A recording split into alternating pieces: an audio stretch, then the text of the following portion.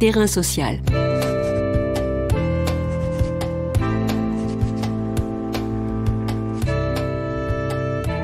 Hugues Chevarin. Jean-Luc Romero-Michel.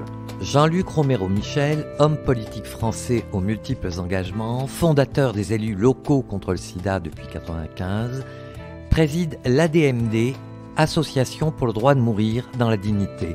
Que ce soit l'affaire Vincent Lambert ou plus récemment la tragédie vécue par Alain Koch, la question de la dignité devant la mort fait toujours débat dans notre société. La sédation profonde étant réservée, dans le cadre de la loi Leonetti de 2005, révisée en 2016, aux personnes dont la mort, à brève échéance, est certaine. Celles et ceux qui souhaitent, en France, mourir dignement, se doivent de partir en Belgique ou en Suisse, et donc d'avoir les moyens de le faire. Terrain social s'interroge aujourd'hui sur les inégalités face à la mort digne en France. Terrain social. Bonjour Jean-Luc Romero-Michel. Meurt-on plus dignement quand on en a les moyens ?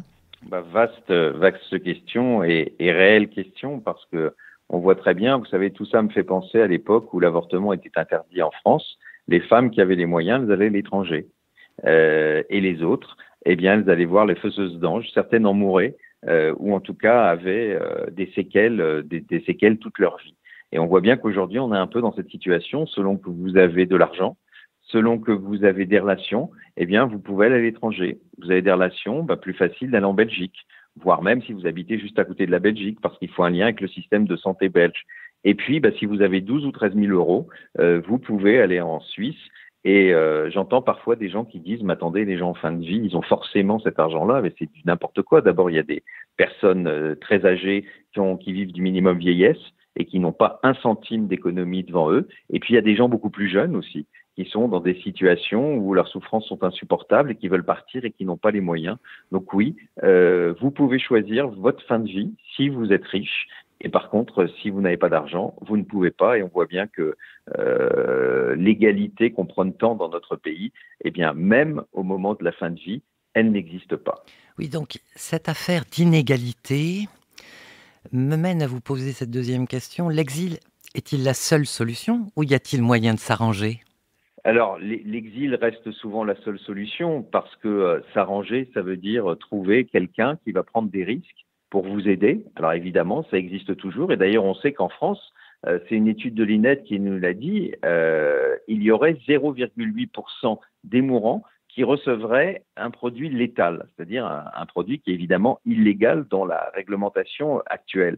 Donc oui, il y a des personnes qui peuvent être aidées par des médecins compatissants, par des soignants compatissants, mais tout ça se fait évidemment dans la clandestinité et avec le risque toujours de pouvoir être pris, comme on le voit régulièrement, où des soignants peuvent être traînés devant les tribunaux parce que ils ont accompagné, pourtant à la demande de la personne, mais illégalement cette personne.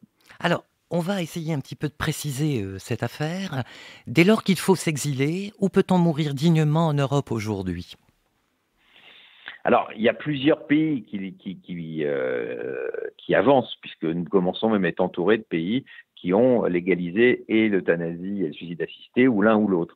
Nous avons notamment les Pays-Bas, la Belgique, le Luxembourg, qui ont une loi complète. Nous avons la Suisse, qui a le suicide assisté, le Portugal tout récemment, l'Espagne va bientôt voter une loi, et qui sait peut-être en Italie, où il pourrait avoir une loi, puisque le tribunal constitutionnel a demandé aux parlementaires de travailler sur la question du suicide assisté. Alors, pour les Français qui souhaiteraient partir à l'étranger, les solutions sont un peu limitées. Il y a la Suisse pour le suicide assisté, mais ça veut dire, 1, que vous avez l'argent, 2, que vous puissiez aller là-bas, et 3, que vous êtes totalement conscient. Ça ne peut pas être une euthanasie, puisqu'il faut que ce soit vous qui déclenchiez la perfusion ou avaliez vous-même le produit. Et après, reste la solution de la Belgique et du Luxembourg, mais il faut que vous ayez un lien avec ces pays. C'est-à-dire qu'il faut être suivi régulièrement par un médecin, ce qui est assez possible si vous habitez le long de la frontière, où vous allez vous faire soigner régulièrement en Belgique ou au Luxembourg. Mais ça veut dire, une fois de plus, à vos frais, excepté si vous êtes dans les Ardennes, parce que dans les Ardennes, il y a un accord entre la France et comment dire, et la Belgique, parce qu'il y a peu de médecins, et les personnes qui habitent le long de la frontière en Ardennes peuvent aller se faire soigner en Belgique et c'est remboursé par la Sécu. C'est d'ailleurs un grand paradoxe. En fait, si vous habitez dans les Ardennes, vous pouvez avoir une euthanasie qui sera remboursée d'une certaine manière par la sécurité sociale française. Voilà, mais on voit que c'est quand même extrêmement limité et une fois de plus, il y a toujours une histoire de moyens, toujours une histoire de relations et puis toujours être en capacité de pouvoir aller dans ces pays. Donc vous nous montrez bien que les inégalités sont à tous les niveaux du système, mais parlons gros sous. Le voyage, l'hôpital, l'institution d'accueil, le personnel, les soins, le rapatriement du défunt ou de la défunte, ça coûte combien tout ça? Alors, c'est là le problème. Écoutez, en général, à ces associations, parce qu'elles ont un certain nombre de frais, etc., c'est à peu près 12 000 euros. C'est dans ces eaux-là aujourd'hui. Ça tient compte notamment de la crémation. Parce qu'en général, les corps ne sont pas rapatriés, c'est une crémation. Par contre, ça ne prend pas du tout en compte, évidemment, les frais pour venir, l'hôtel que vous allez prendre là-bas, etc. Donc, il est certain qu'on est plus autour des 17, 18, voire 20 000 euros, qui est une somme très importante et très prohibitive pour beaucoup de gens et qui montre cette inégalité.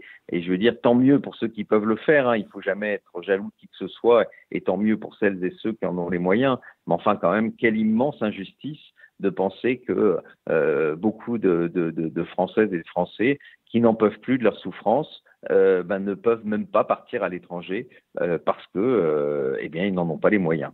Je prends l'occasion de faire un peu de mauvais esprit en cette matière. Les tarifs diffèrent-ils beaucoup d'un pays à l'autre et certains pays s'en mettent-ils plein les poches? Écoutez, moi, je dirais pas ça. D'abord, le seul pays où vous payez, c'est la Suisse, parce qu'en Belgique, c'est le système de santé publique. En Suisse, en fait, c'est des associations qui accompagnent les personnes. Moi, je ne dirais pas ça. Je pense que ces associations, elles nous rendent un très, très grand service, qu'elles ont un certain nombre de frais très importants. Voilà, et que la plupart des gens qui font ça, vous savez, on ne peut pas faire du bénévolat quand on s'occupe de personnes qui vont mourir. Vous savez, moi, je suis un bénévole depuis longtemps, et notamment à la DMD. Si un matin, j'ai pas envie d'aller, je vais tous les lundis à la DMD. Ce week-end, je serai vendredi et samedi dans des déplacements pour des réunions. Si j'ai pas envie d'y aller le matin, qu'est-ce qu'on va... voilà, les gens seront pas contents, mais c'est pas si grave que ça. Enfin, c'est grave pour l'association, mais si par exemple on faisait des accompagnements et que j'ai pas envie d'y aller un moment, ça poserait un problème. D'où l'importance, malheureusement, de devoir rémunérer des personnes pour faire ça. Voilà, et ça peut quand même se comprendre et ça peut expliquer une partie du coût, même s'il faut savoir qu'il y a des frais légaux importants, qu'il y a évidemment la crémation dedans, qu'il y a plusieurs consultations. Et c'est vrai que, comme vous le savez, le prix des médecins, enfin des consultations de médecins en Suisse n'a rien à voir avec celui en France. Hein. Je rappelle que les salaires ne sont pas du tout les mêmes et évidemment la Suisse est prohibitive pour quelqu'un qui vit en France. Donc aujourd'hui, dans la demande, est-ce que, du moins cette demande, explose-t-elle? Et cela dit quoi du changement de notre rapport à la souffrance et à la mort? Alors, ces demandes explosent depuis quelques années. Hein. Ce sont à la fois les médecins belges qui le disent, hein, qui sont noyés d'appels et qui ne peuvent pas auxquels ils ne peuvent pas totalement répondre. Et puis de l'autre côté, les associations suisses qui aujourd'hui ne peuvent plus non plus répondre à toutes les demandes qui sont faites. Ça veut dire que, vous savez, on vit de plus en plus vieux, il ne faut pas l'oublier, et tant mieux quand on vit dans de bonnes conditions. Mais malheureusement, on a un certain nombre de problèmes. On peut mal vieillir, donc vieillir, mais dans des très mauvaises conditions, avec des maladies graves, avec un certain nombre de problèmes qui fait que la vie est insupportable et que les souffrances physiques et psychiques le sont. Et donc, c'est aussi quelque part une conséquence de l'allongement de la vie qui a beaucoup de bons côtés, mais qui peut avoir ses mauvais côtés, et où malheureusement, face à ces mauvais côtés, on n'entend pas les gens. D'ailleurs, il y a un chiffre qui est assez évident. En France, on a le plus fort taux de suicide de la zone OCDE chez les personnes âgées et chez les grands malades. Tout simplement parce que comme ils ne peuvent pas être entendus comme ils le souhaitent dans notre pays, certains se suicident et se suicident violemment. Et c'est bien pour ça qu'il faut changer de loi et qu'il faut avoir une loi qui permette à chacun d'être entendu. À celles et ceux qui sont l'immense majorité qui voudront bénéficier des soins palliatifs, 95-96% d'entre nous, il faut qu'il y ait un accès universel aux soins palliatifs. Aujourd'hui, et c'est ça en plus le grand scandale, à peine 20 à 25% des gens qui en ont besoin peuvent aller dans une unité de soins palliatifs. Il n'y a même plus de plan de développement de soins palliatifs depuis 2 ans. C'est dire à quel point la fin de vie n'intéresse pas nos responsables politiques. Et de l'autre côté, parce qu'on sait que les soins palliatifs, ça ne peut pas résoudre toutes les situations. Regardez, aux Pays-Bas, près de 4% des gens meurent dans le cadre d'une euthanasie. En Belgique, c'est 3%. Eh bien, ça veut dire qu'à ces personnes, il faut donner une réponse et de pouvoir éteindre la lumière, de dire au revoir aux siens et de choisir le moment et la manière de partir. Avec tout ce que vous venez de nous dire, j'aimerais vous poser cette question qui me paraît essentielle, c'est pourquoi les progrès sont si lents au pays des droits de l'homme sur cette question de mourir dans la dignité? Vous savez, le pays des droits de l'homme, sur les questions de société, ces dernières années, il ne montre pas l'exemple. On le voit sur plein d'autres questions, les pays qui sont autour de nous, et paradoxalement, une fois de plus encore, la Belgique, les Pays-Bas ont par exemple été bien en avance sur nous sur le mariage pour tous, sans aucune crise. Et on voit que globalement, on a un mal fou à faire avancer des droits, alors que c'est ça quand même le grand paradoxe. Ici, il ne s'agit pas d'imposer quoi que ce soit à qui que ce soit, de faire une nouvelle obligation. Il s'agit de donner un droit nouveau. À nous de l'utiliser ou de ne pas l'utiliser. Cette possibilité de dire stop et d'éteindre la lumière au moment où les souffrances sont insupportables et où on n'en peut plus et où la vie n'a plus de sens. Et ce qui est quand même quelque part logique, on est dans une république laïque, et quel est ce principe supérieur qui vous obligerait à vivre le plus tard possible, et notamment dans la souffrance. Et c'est bien pour ça qu'il faut qu'aujourd'hui, on ait une loi de liberté, une loi qui donne un droit nouveau. Et vous savez, quand vous donnez un droit nouveau dans une société, c'est en fait toute la société qui s'élève. Alors, le combat de l'ADMD porte-t-il l'ensemble des questions que nous venons d'évoquer, à la fois économiques et sociales? Ça dépend ce que vous appelez par question économique et sociale. Évidemment que nous, on se base sur le problème de la dignité en général, que nous puissions vivre et vieillir dignement. Je pense que c'est une obligation que devrait avoir notre État vis-à-vis de chacune et de chacun d'entre nous.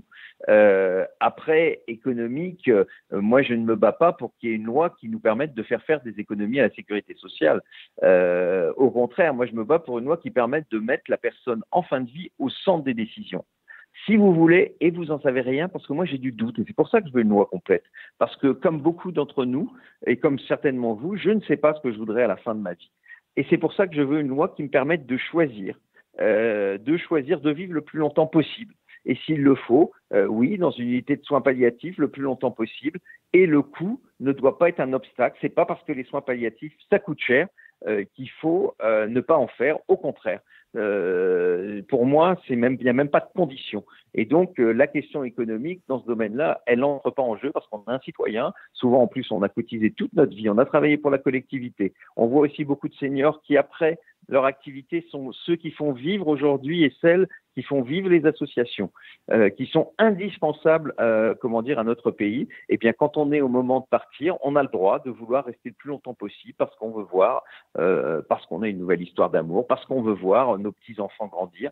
Ça doit être un choix. Mais en même temps, on ne doit pas se voir imposer de vivre le plus longtemps possible. On doit pouvoir choisir. Donc, si vous voulez, pour moi, la raison économique n'est pas une raison, mais il est vrai que ceux qui choisissent permettent à la société de faire une économie, mais en tout cas, pour moi, ce ne sera jamais un argument pour militer pour cette question. Merci Jean-Luc Romero-Michel. Je rappelle que vous êtes président de l'ADMD, Association pour le droit de mourir dans la dignité. Vous avez publié aux éditions Michalon Lettre ouverte à Brigitte Macron en 2018, dans laquelle vous souhaitiez la sensibiliser aux dures conditions de la fin de vie en France. Terrain social.